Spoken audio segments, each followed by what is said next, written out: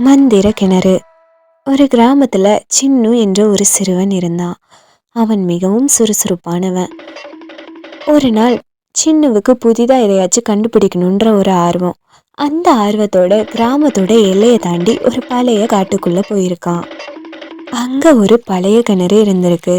அதை பொழுதுபோக்காக உள்ள எட்டி பார்த்த சின்னுவுக்கு தண்ணீர்ல ஒரு வெளிச்சம் மின்றது தெரிஞ்சிருக்கு. உடனே அங்கிருந்து ஒரு மென்மையான குரலும் கேட்டிருக்கு. நீ எதையும் விரும்பினா என் மீது ஒரு கல்லை வீசு, அது நிறைவேறும். சின்னுவுக்கு ஆச்சரியம். இது உண்மையானு பார்க்கறதுக்காக நல்ல உணவுகள் கிடைக்கட்டும் அப்படின்னு சொல்லி ஒரு சிறிய கல்லை வீசியிருக்கான்.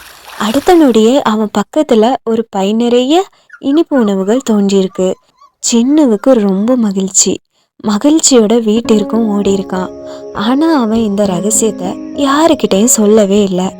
மறுநாள் அவன் மீண்டும் அந்த கிணற்றிற்கு போயிட்டு நான் மிகவும் புத்திசாலியாக இருக்கணும் அப்படின்னு சொல்லி ஒரு சிறிய கல்லை வீசியிருக்கான். உடனே அவன் எல்லாத்தையும் விரைவா புரிஞ்சுக்கொள்ள ஆரம்பிச்சான். இப்படி ஒரு நாள் இல்லை, 2 நாள் இல்லை, தினமும் அவன் எதையாச்சும் விரும்பிட்டே இருந்திருக்கான்.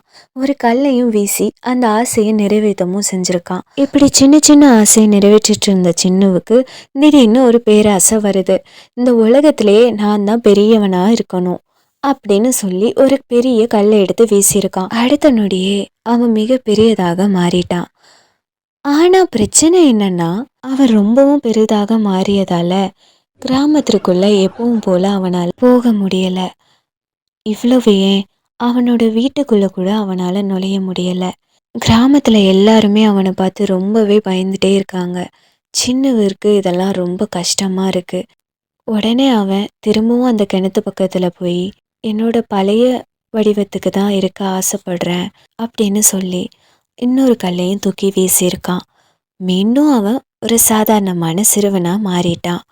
அந்த நாள்ல இருந்து சின்னுக்கு ஆசைகள் என்னைக்கும் பேராசையா மாறக்கூடாது.